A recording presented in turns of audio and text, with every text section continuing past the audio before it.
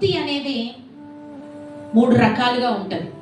ఒక భక్తి ఏమో సీజన్ భక్తి. క్రిస్మస్ రాగానే ఎలలేని భక్తి కనబడుతూ మందిరానికి తెగ వచ్చేస్తారు.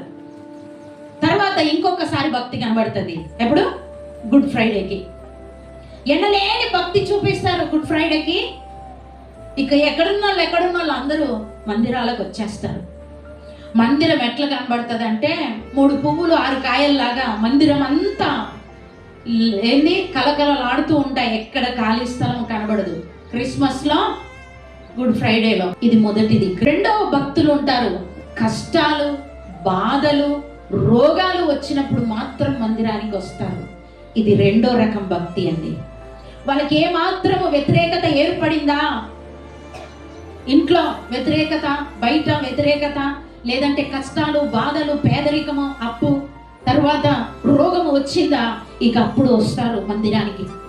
ఇది రెండో రకం భక్తి.